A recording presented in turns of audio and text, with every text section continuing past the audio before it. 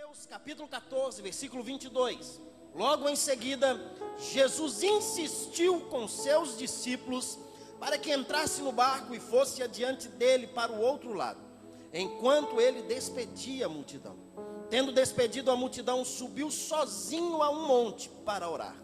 Ao anoitecer, ele estava ali sozinho, mas o barco estava a considerável distância da terra, fustigado pelas ondas, porque o vento soprava contra ele. Alta madrugada, dirigiu-se Jesus a eles andando sobre o mar. Quando o viram andando sobre o mar, ficaram aterrorizados e disseram: é um fantasma, e gritaram de medo. Mas Jesus imediatamente lhes disse: coragem, sou eu, não temais. Senhor, disse Pedro, se és tu, manda-me ir ter ao teu encontro por sobre as águas. Venha, respondeu ele. Então Pedro saiu do barco, andou sobre as águas e foi na direção de Jesus. Mas quando reparou a força do vento, ficou com medo. Começando a afundar, gritou: Senhor, salva-me. Imediatamente Jesus estendeu a mão, o segurou e disse: homem de pequena fé, por que você duvidou? Esse texto mostra uma realidade para a nossa história. Todos nós somos dotados de um medo. E o que é medo? Medo, em muitas circunstâncias, ele aflora na nossa vida, nosso interior, por aquilo que nós estamos vendo e ouvindo. O medo vem por aquilo que estamos vendo e ouvindo. Quantos aqui já assistiram um filme de terror? Levanta a mão aí.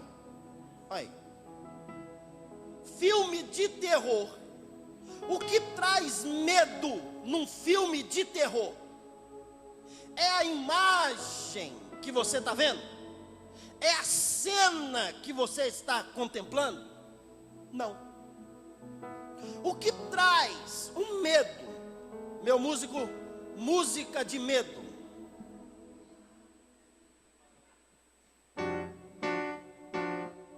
Olha aí vem um camarada.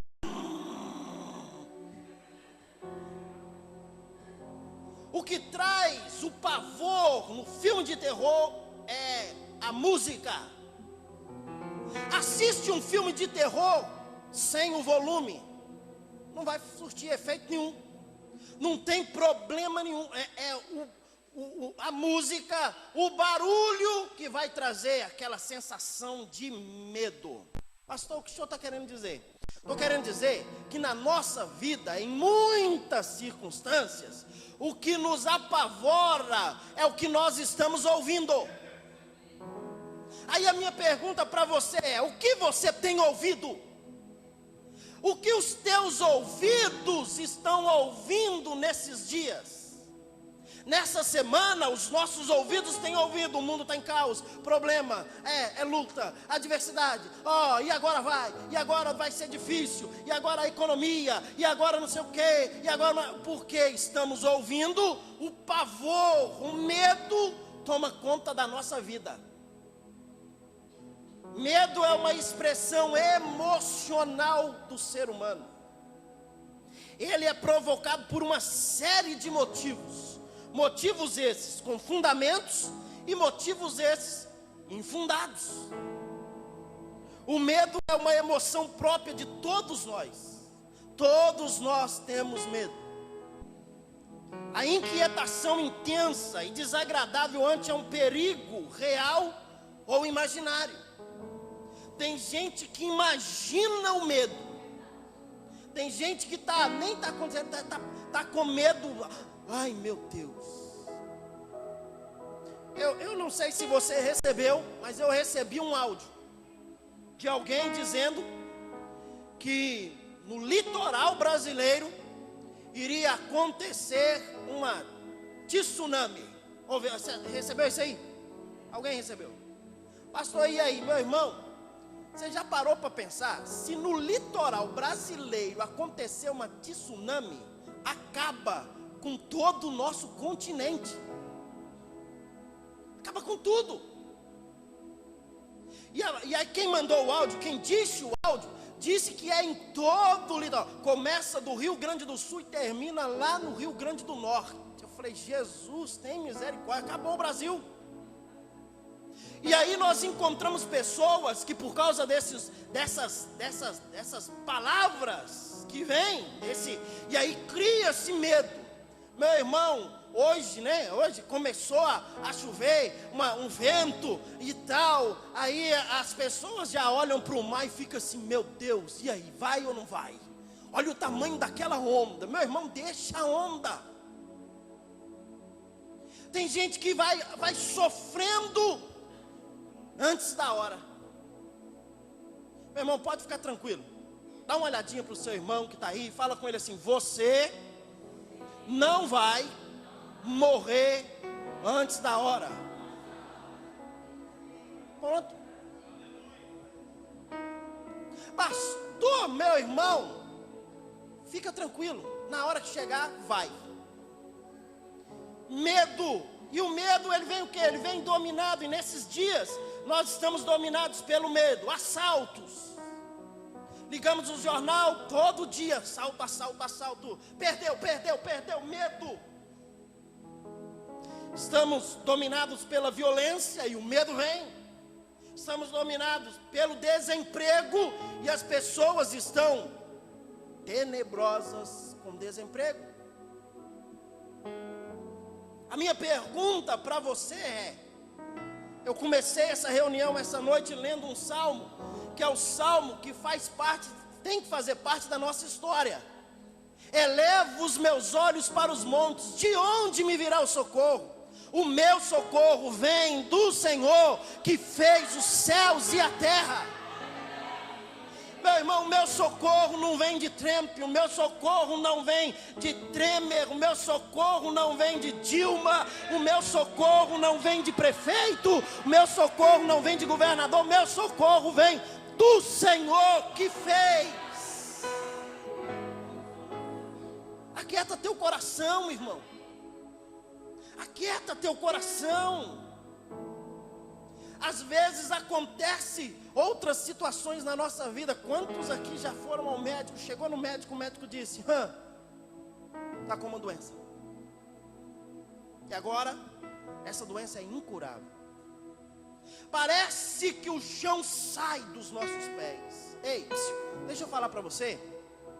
É incurável para a medicina humana. Para Deus, nada é impossível.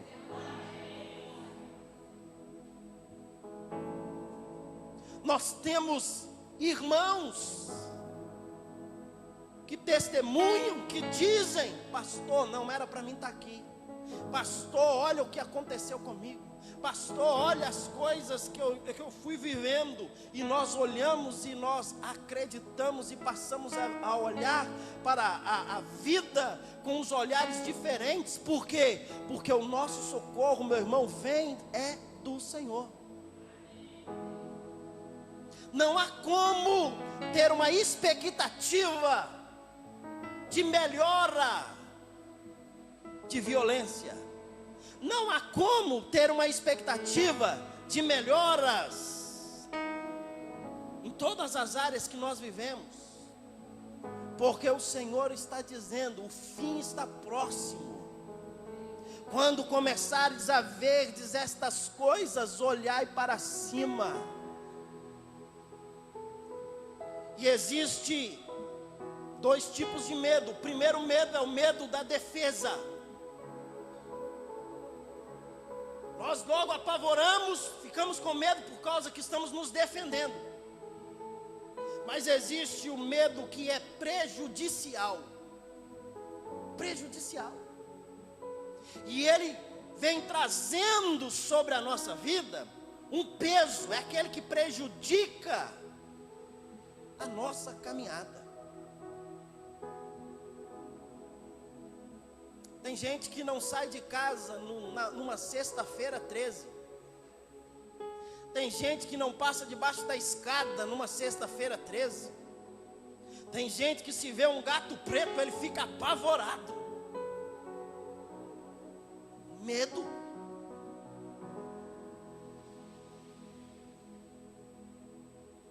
Quando o medo, ele se manifesta, sempre existe uma causa que provoca esse medo. Jó tinha um medo natural, porque todos nós temos esse medo natural.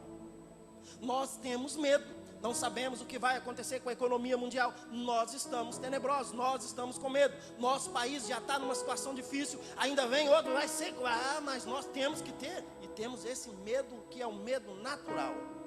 Jó, ele teve esse medo. Jó capítulo 3, versículo 25, a Bíblia diz assim: aquilo que eu temia foi o que me aconteceu. Jó, ele entendeu que o que ele temia estava acontecendo com ele.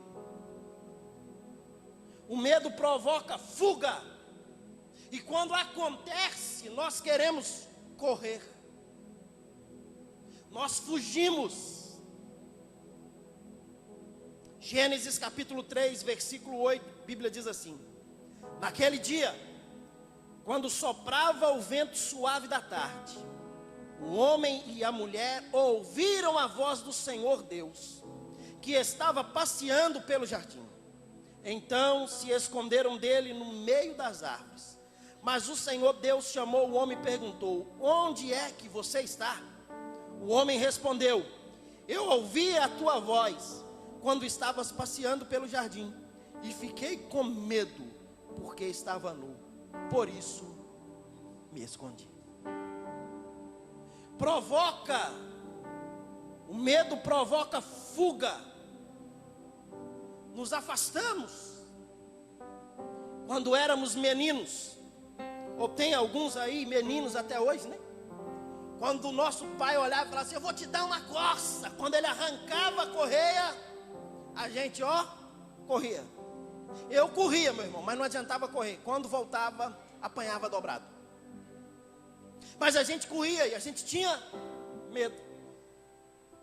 A gente tinha, assim, um receio. E aí a gente ia para fuga, ia para fora. A gente não ficava perto porque estava com medo, porque alguma coisa tinha acontecido. Nesse texto, Adão e a dona Eva estavam escondidos porque eles haviam pecado. E eles expressam muito bem para Deus dizendo: nós estamos nu. Mas desde a criação até aquele dia, eles estavam daquela forma. O medo, por causa da descoberta da nudez, que veio por causa do pecado, fez com que eles fossem para a fuga, se escondessem. Eu estava vendo esses dias um programa de televisão, onde estava passando uma reportagem dizendo o medo do casamento. Alguém viu isso aí? Eu não sei nem como é que dá o nome. É um troço de fobia, mas é outra coisa. Esqueci. E aí, a pessoa dizendo: não, eu tenho medo de casar. Aí a repórter perguntou para uma, disse assim: mas como é a sua vida? Não, eu já moro com uma pessoa, já tem 10 anos, mas eu tenho medo de casar. Eu olhei para aquilo e falei: sangue de Jesus tem poder. Fuga. A fuga para dizer: não, é porque eu tenho medo, é porque eu tenho aquilo outro. Não, não vai dar. O medo traz, às vezes, essa fuga. E a gente tenta se esconder. Jacó fugiu da casa de seus pais com medo do seu irmão Esaú. Quando ele vai lá e rouba o direito da primogenitura, ajudado pela sua mãe, ele vai lá e ele passa-se pelo seu irmão, seu irmão tenta matá-lo e ele foge. O medo traz a fuga. E aí eu faço uma pergunta: quantos de nós estamos fugindo de Deus porque estamos com medo de Deus? Pastor, eu pequei. Pastor, olha, as coisas aconteceram na minha vida. Pastor, não aguentei. Pastor, eu estou no pecado. Pastor, e aí eu não posso. Aí foge de Deus. Deus não nos chamou para fugir dele. Deus nos chamou para se aproximar cada vez mais. O amor de Deus é incontável. O perdão de Deus vem na nossa vida. Nós não podemos fugir, nós não podemos nos esconder, porque esse medo quer fazer exatamente isso, nos afastar da onde nós estamos. O medo suscita uma descrença. Tem gente que com medo passaram a não crer mais nas promessas de Deus. Um dia Moisés chama 12 espias. E ele diz: olha, vocês vão espiar a terra que Deus vai nos dar por herança. E ele diz: vamos, pois bem, nós vamos lá. E ele sai os 12 espias. Os 12 espias eram 12 príncipes das tribos de Israel. E eles vão, eles espiam a terra, eles observam, eles veem tudo, e eles voltam. Olha o que diz o texto, Números capítulo 13, versículo 25. Ao fim de 40 dias eles voltaram da missão Ao fim de 40 dias eles voltaram da missão de reconhecimento daquela terra. Eles então retornaram a Moisés e Arão e a toda a comunidade de Israel em Gades, no deserto de Parã, onde prestaram relatório a eles e a toda a comunidade de Israel. E lhes mostraram os frutos da terra, e deram o seguinte relatório a Moisés: entramos na terra a qual você nos enviou, onde há leite e mel com fartura. Aqui estão alguns frutos dela. Mas o povo que lá vive é poderoso, e as cidades são fortificadas e muito grandes. Também vimos descendentes de Enac. Os amalequitas vieram no Negueb. Os hititas, os jebuseus e os amorreus vivem na região montanhosa. Os cananeus vivem perto do mar e junto ao Jordão. Então Calebe fez calar o povo perante Moisés e disse: subamos e possuamos a terra. É certo que venceremos. Mas os homens que tinham ido com eles disseram: não podemos atacar aquele povo, é mais forte do que nós. E espalharam entre os israelitas um relatório negativo acerca daquela terra. Disseram: a terra para a qual fomos em missão de reconhecimento devora os que nela vivem. Todos os que vivem são de grande estatura. Vimos também os gigantes, os descendentes de Anak, diante de quem parecíamos como gafanhotos, e nós como gafanhotos a eles. Preste atenção nessa palavra. Moisés chama os espias: eles vão espiar a terra. Eles olham a terra. Diz o texto que os 10 espias vêm a Moisés e à nação de Israel para dizer para eles: olha, estamos agora entregando a você os frutos dessa terra. Quais são os frutos da terra? O fruto da terra é uma terra que mana leite e mel. Está aqui os frutos. Terra boa, terra maravilhosa, terra que tem o que nós precisamos. Está tudo aí. Mas a Bíblia diz que eles de repente olharam e disseram assim: mas nós não venceremos quem habita dentro dela. Existem alguns momentos na nossa caminhada que nós estamos observando e nós nos enchemos de fé e de alegria, porque acontece algo maravilhoso e nós observamos com os nossos olhos, mas de repente, uma palavra negativa vem, e quando ela vem, parece que é um balde de água fria nas nossas costas. É alguém dizendo, você não consegue. É alguém dizendo, você não vai avançar. Não, mas a terra é boa. Não, mas você não vai chegar lá. Não, mas Deus prometeu. Não, rapaz, você não está entendendo. Lá tem gigantes. Lá tem homens que são de 2, 3 metros de altura, e eles vão derrotar a gente. A gente não consegue chegar. Nós não vamos avançar. Nós não entraremos nessa terra. Meu irmão, eu olho para o que o apóstolo Paulo nos ensinou. E o apóstolo Paulo, ele diz assim, em Filipenses capítulo 3, versículo 12 e 13. Ele diz assim: esquecendo-me das coisas que para trás ficam, prossigo para o alvo, para o prêmio da soberana vocação. Você precisa entender algo. Você, em primeiro lugar, precisa esquecer o que passou. Tem gente com medo do que viu. Tem gente com medo do que ouviu. Tem gente com medo e ele perde até mesmo e fica descrente do que a palavra está dizendo, porque ele assustou com simplesmente uma palavra que ouviu ou simplesmente algo que viu. Mas ali havia 2 homens, Josué e Caleb. Fala comigo, Josué, Caleb. Caleb se apresentou. Caleb disse assim: ei, para. O povo parou. Ele diz: olha, subamos e possuamos a terra. Caleb olhou para as coisas do passado? Não. Caleb olhou para quê? Caleb olhou para a promessa de Deus. A promessa que Deus fez a você, filho, ela há de se cumprir. O que está então paralisando essa promessa, o cumprimento dessa promessa na minha vida, pastor? O medo que eu tenho do passado.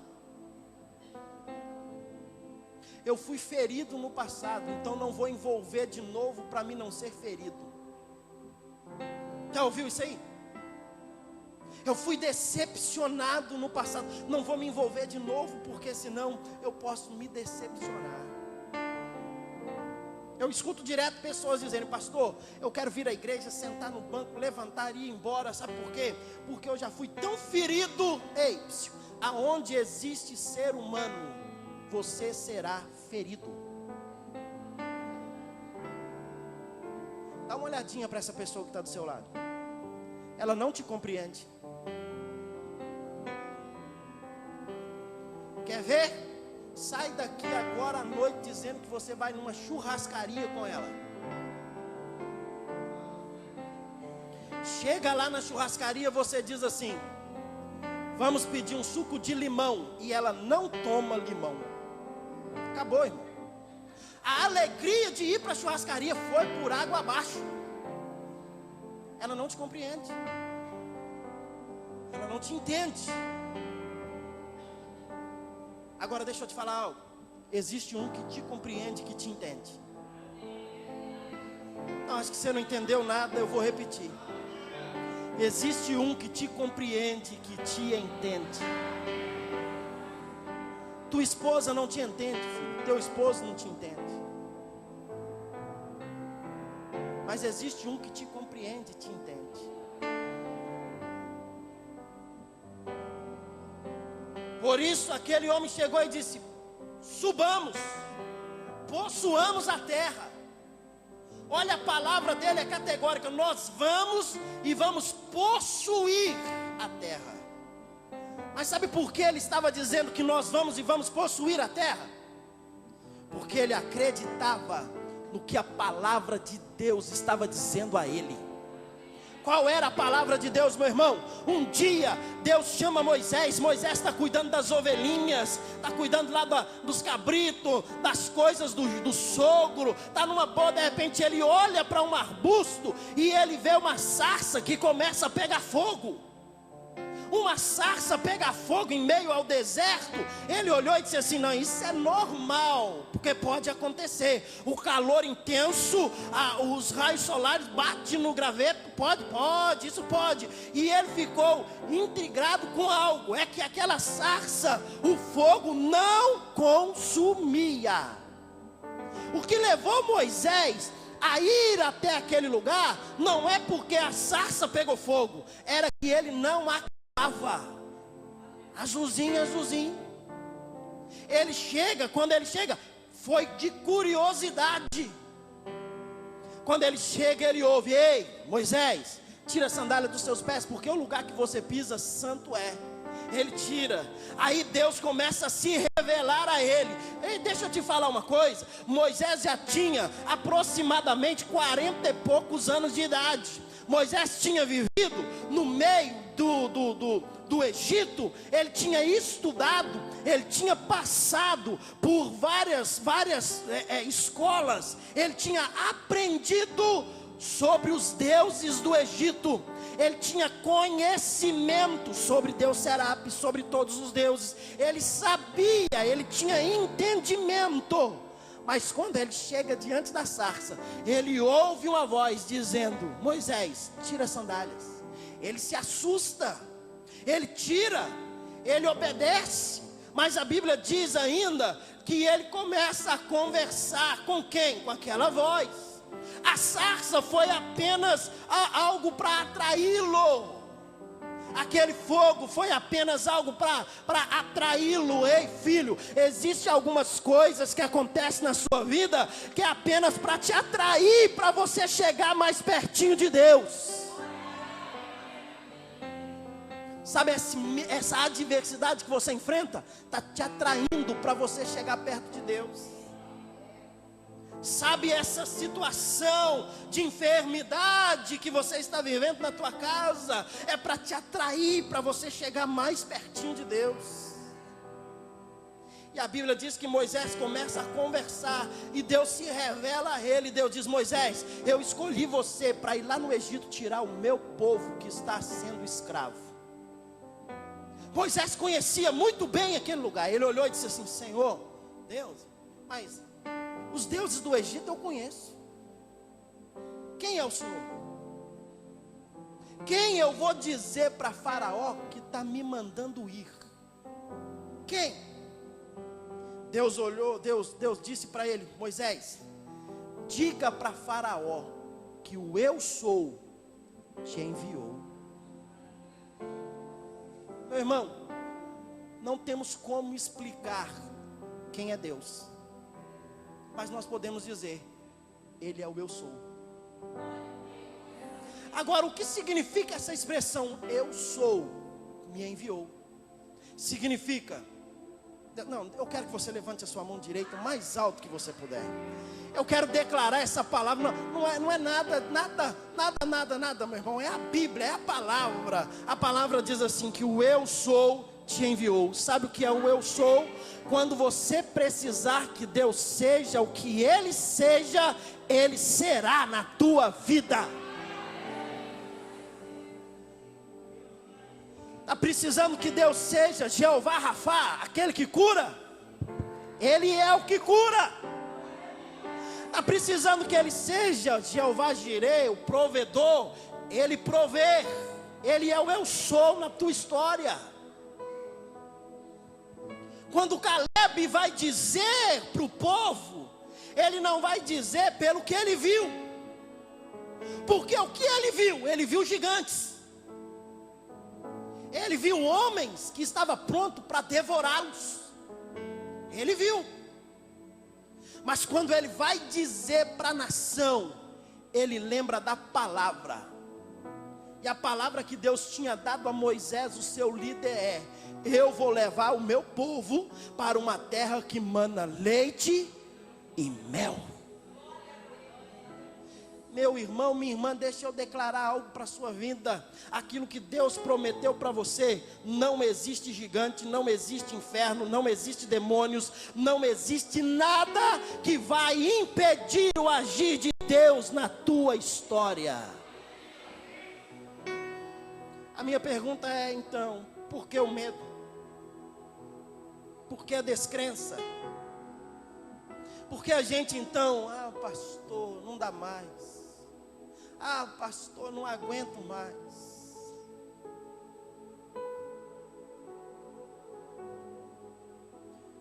O medo traz frustrações. Deus levanta Elias. Elias chega diante dos profetas de Baal.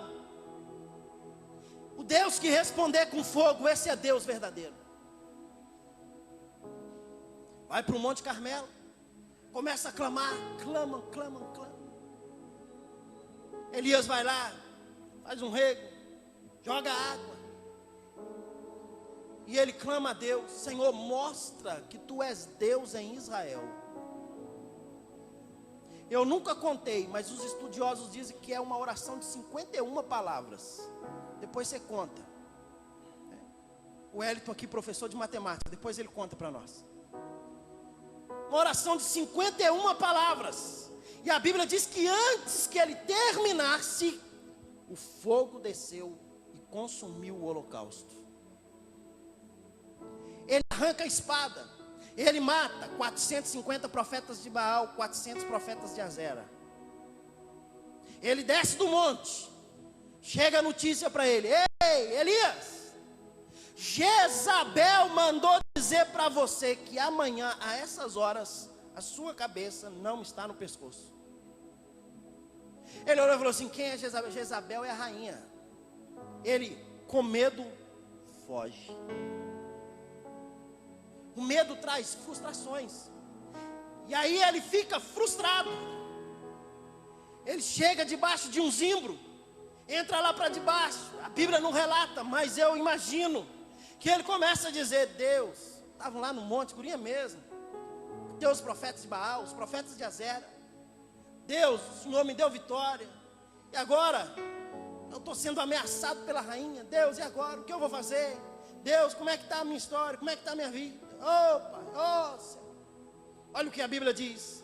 1 Reis, capítulo 19, versículo 1. Ora, Acabe contou a Jezabel tudo que Elias tinha feito e como havia matado todos aqueles profetas à espada. Por isso Jezabel mandou o mensageiro a Elias dizer: que os deuses me castiguem com todo rigor, se amanhã nesta hora eu não fizer com a sua vida o que você fez com eles. Elias teve medo e fugiu para salvar a vida. Em Berseba de Judá deixou o seu servo, entrou no deserto, caminhou um dia, chegou a pé de Giesta, sentou-se debaixo dele e orou pedindo a morte. Já tive bastante, Senhor, tira a minha vida, não sou melhor do que os meus antepassados. Ele fica frustrado pelo trabalho que ele realiza e a falta de reconhecimento que não veio. Estou aqui, mostrei para todo mundo quem é o verdadeiro Deus de Israel, mas ninguém reconheceu isso.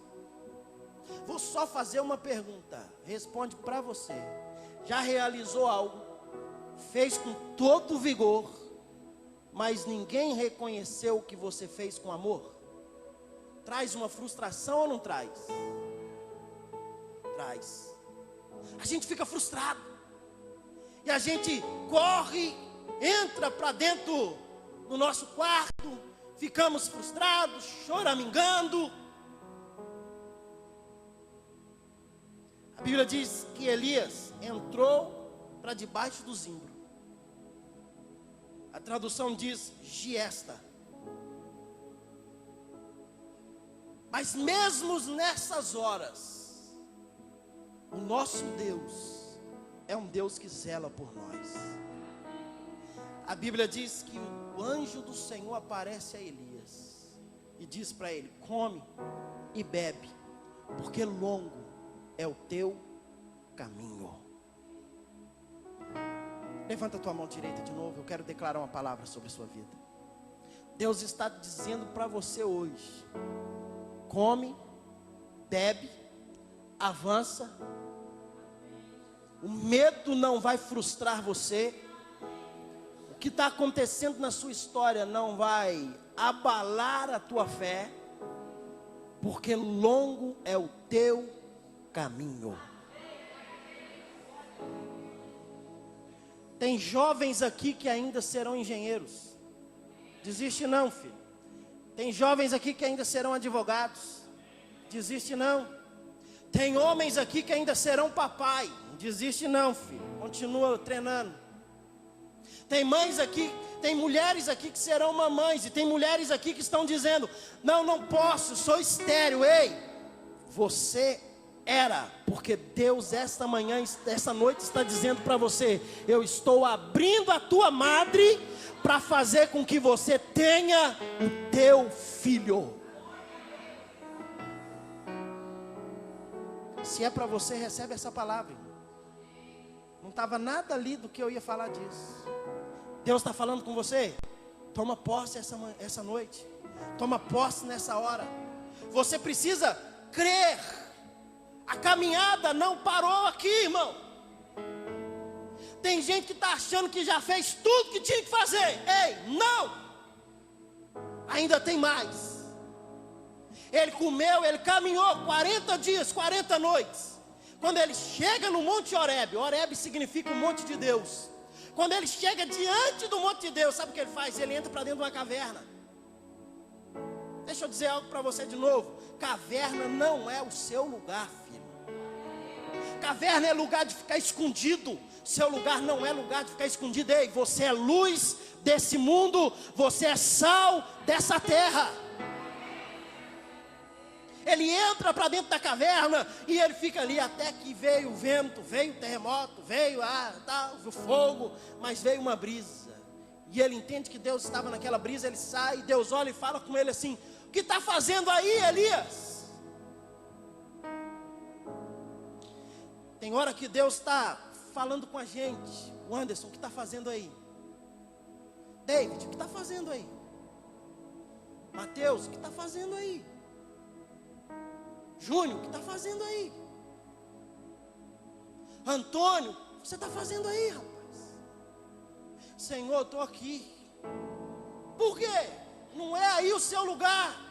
Ah, Senhor, mas mataram todos os profetas. A gente, para dar desculpa, a gente é muito bom, irmão. Matou todo mundo. Não sobrou ninguém, Deus.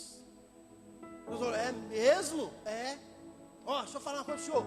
Não tem um profeta para contar a história. Deus olhou para ele e disse assim: Elias, acorda, rapaz. Se fosse hoje, Deus ia dizer para ele: você não é a última Coca-Cola do deserto não, Elias. Você não é a última bolacha do biscoito não, filho. Ainda tem 7.000 que não se dobraram o joelho. Ah, Senhor, me mata, eu quero morrer. Meu irmão, eu aprendi algo. Muito cuidado com essas frases. Não quero mais. Me mata, Deus. Não vou ser crente mais.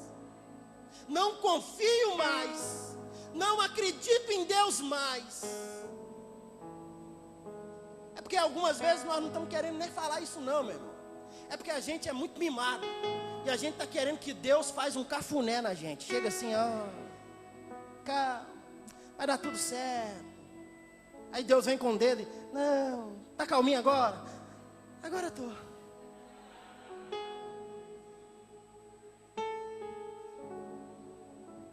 Dá uma olhadinha para esse irmão que está do seu lado e fala assim: só que Deus leva a sério o que você fala. Cuidado com as palavras que saem da sua boca, irmão. Deus leva muito a sério. Qual foi a palavra de Elias? Me mata, Senhor. Deus falou assim: tá bom. Aí eu fico olhando, essa expressão a gente não poderia nem usar, né?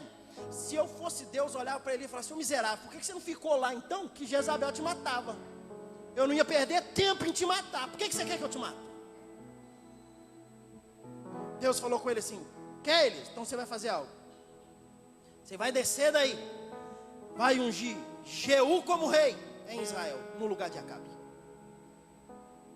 Você vai descer daí, você vai encontrar Eliseu, e você vai ungir Eliseu como profeta em seu lugar. Meu irmão, não brinca com aquilo que Deus colocou na sua mão para fazer, porque tem hora que a gente vai ter um engolindo seco que ungiu o outro para ficar no nosso lugar. Elias só cumpriu a unção em Eliseu. O resto foi Eliseu que fez. Por que que ele ficou tão frustrado? Porque eu não fui reconhecido. Lembra de uma canção? Eu não preciso ser reconhecido por ninguém. A minha glória é fazer com que conheçam a ti e que diminua eu.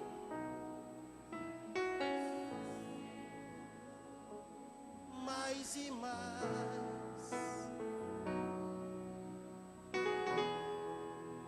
Será que é verdade isso? Será que isso é realidade na nossa vida? Senhor, que eu diminua. Não, eu não. E eu não vou diminuir nada não. Eu quero é crescer. Quero é estar em evidência. Se não for eu, ninguém mata os profetas de Baal e de Azera. Deus olhou e falou assim: vou te mostrar, Elias, que você não é isso tudo não.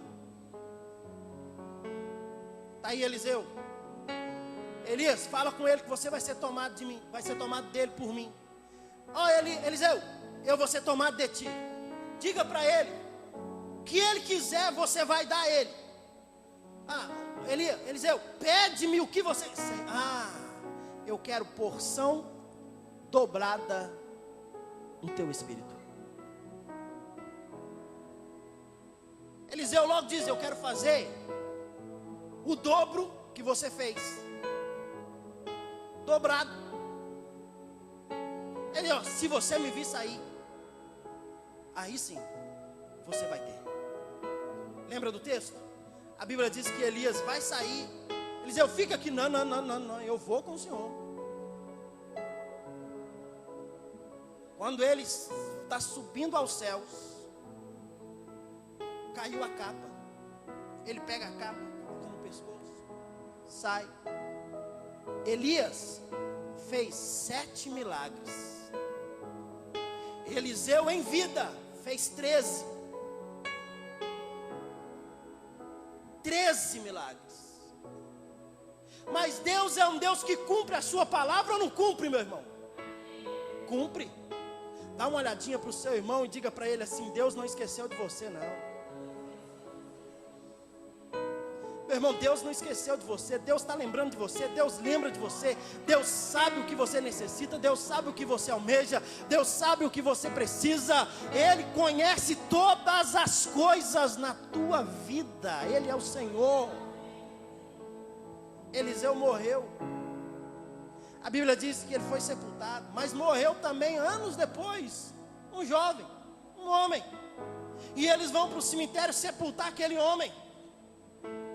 Quando de repente pega o corpo daquele homem e joga, o corpo daquele homem toca em um osso de Eliseu. Um osso de Eliseu. O que aconteceu com aquele homem? Ressuscitou. Levanta de novo a sua mão. Deixa eu declarar. Meu irmão, Deus está liberando uma unção, um poder sobre a tua vida, sobre a tua história, para que você seja um agente de milagres no nome de Jesus.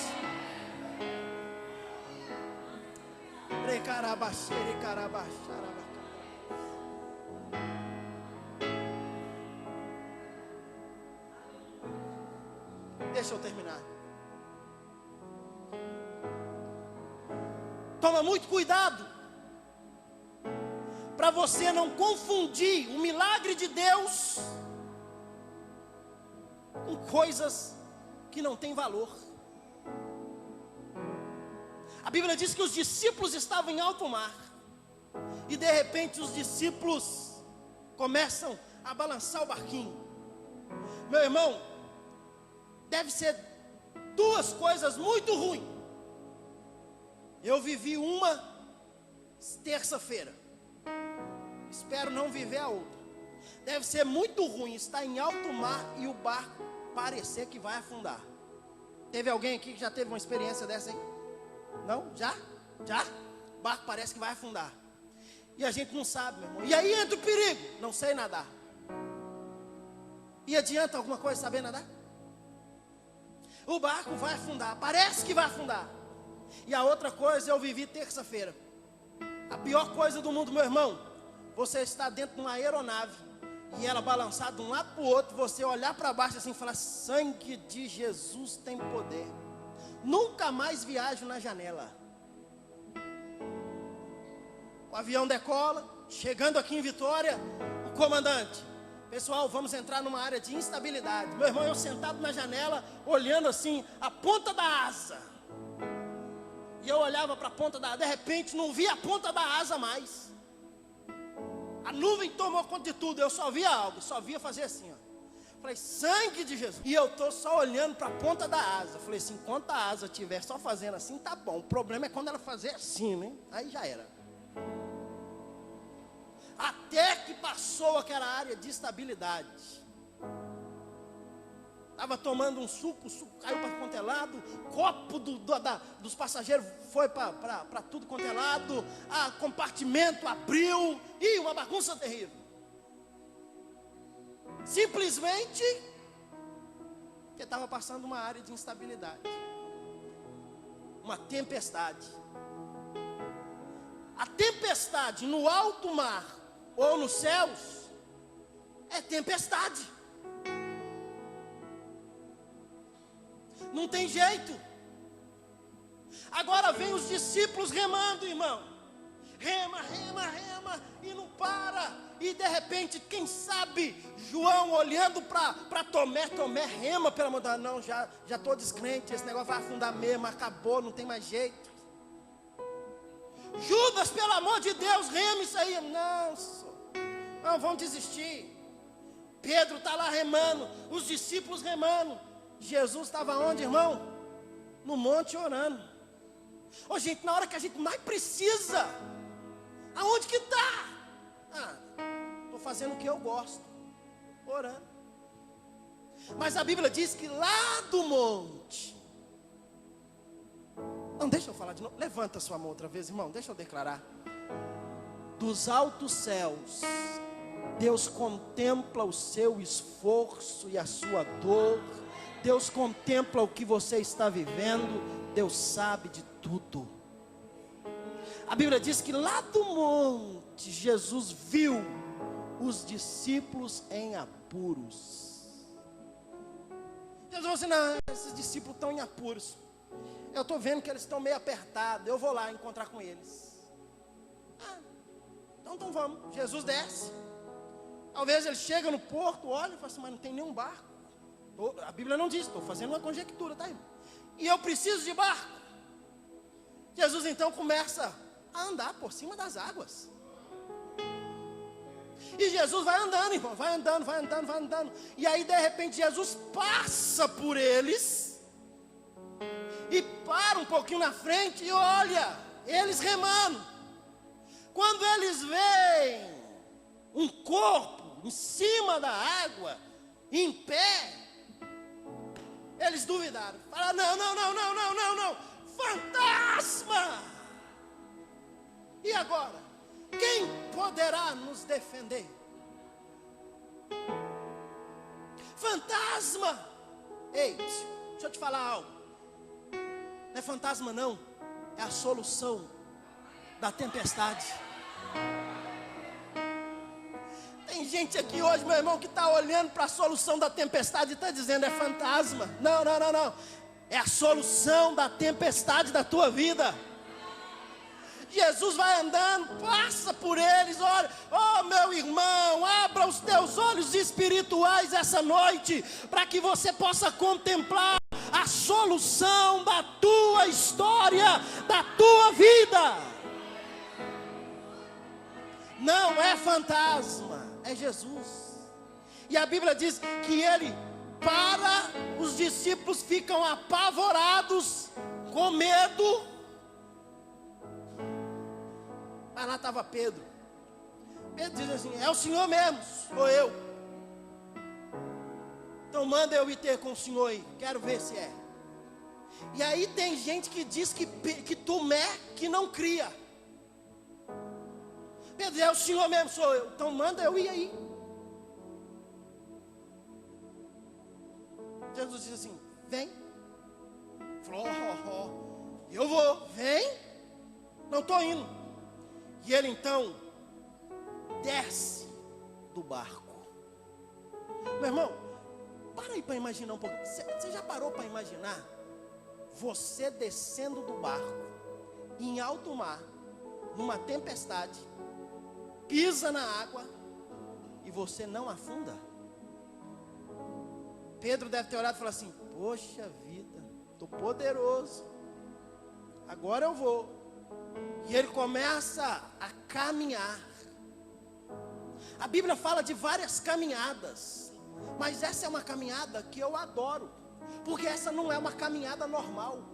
Meu irmão, caminhar em cima de pedra, qualquer um aqui caminha. Caminhar, meu irmão, em cima de tábuas, qualquer um aqui caminha.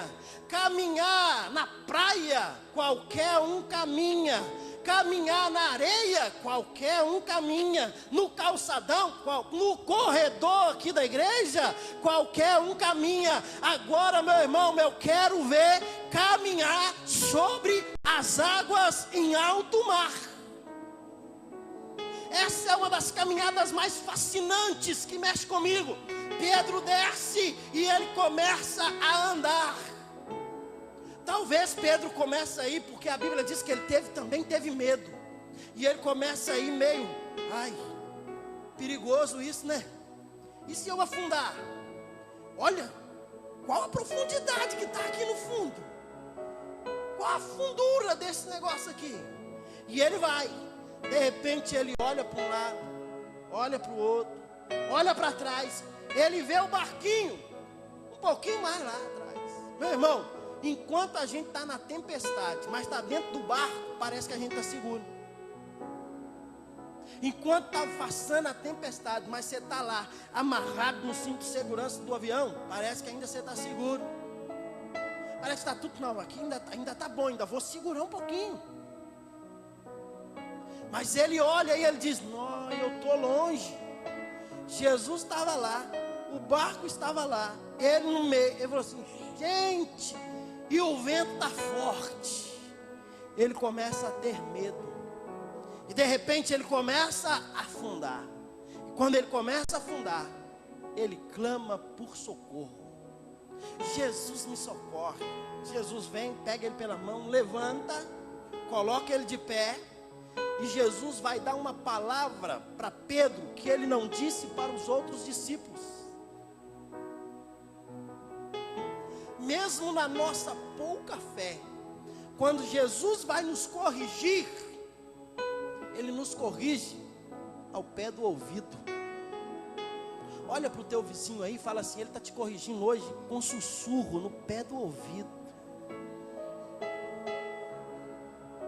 Quando ele levanta Pedro, ele diz: Pedro, homem de pequena fé, por que está duvidando? Não sou eu, Senhor, Pedro. Não sou eu que faço. Não sou eu, Pedro, que levo. Não sou eu, Pedro, que determinei que você viesse. Não sou eu, Pedro. E a Bíblia diz que Jesus pega Pedro pela mão. E eles vão andando. E eles entram no barco. Quando eles entram no barco, o vento e o mar se aquietou.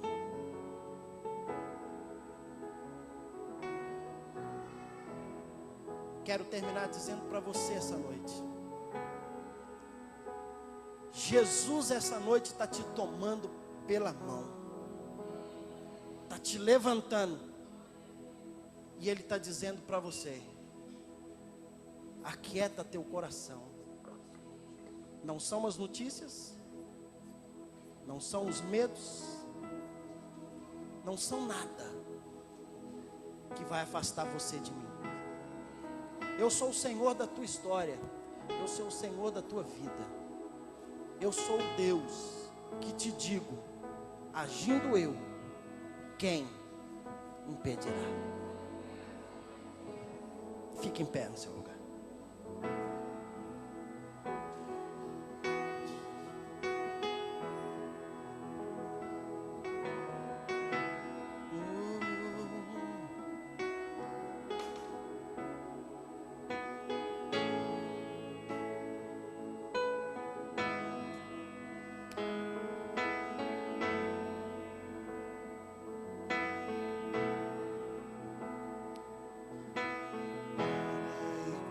Ao seu redor,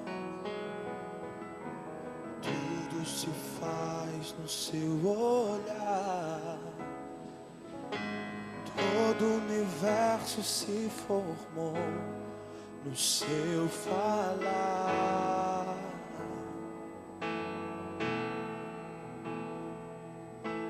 Teologia pra explicar,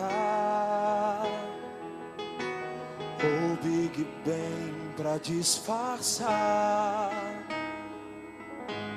Pode alguém até duvidar, sei que há um Deus a me guardar. Tão pequeno e frágil, querendo sua atenção.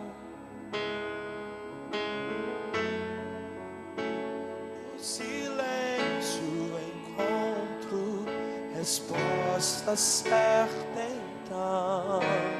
Cante.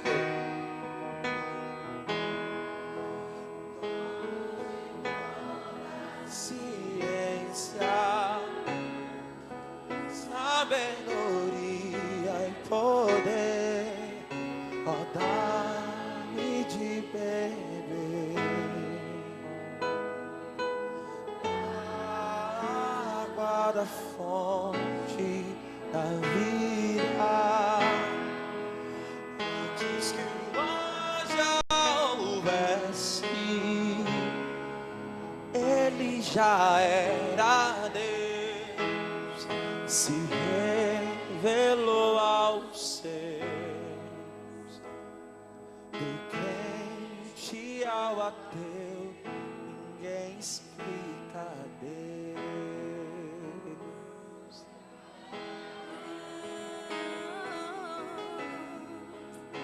Não existe como explicar.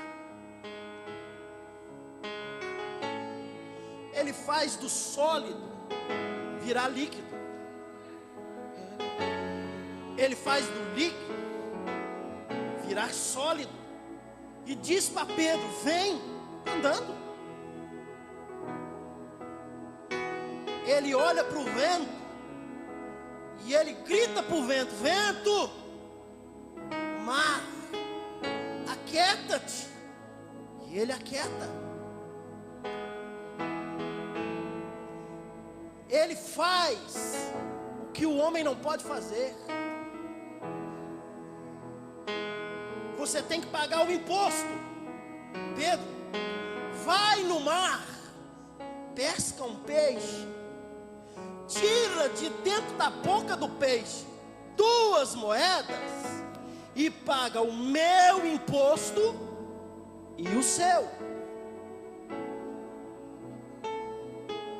Ele olha para mim, ele olha para você e ele diz: sou eu que sustenta a tua história, sustenta a tua vida. Você não está aqui porque você é bom. Você não está aqui porque você é lindo. Você não está aqui porque você tem dinheiro. Você não está aqui porque você não tem dinheiro. Não, não, não. Você está aqui pela bondade e a misericórdia do Eterno, que olhou para você hoje. Vai explicar Deus, meu irmão. Eu tenho uma irmã, 50 e poucos anos de idade, foi ao médico. O médico disse que ela tinha um problema no cérebro. Operou, tirou um pedaço de uma veia. O médico disse que ela vai ter fortes dores de cabeça. Um dia minha irmã, depois da cirurgia, começava andando normalmente, de repente o cérebro invertia, ela estava andando para trás e ela achava que estava normal. Meu pai dobrou o joelho na beira da cama, orou e disse: Deus, eu não aceito a minha filha assim. E quando ele ora, a minha irmã é curada naquele dia.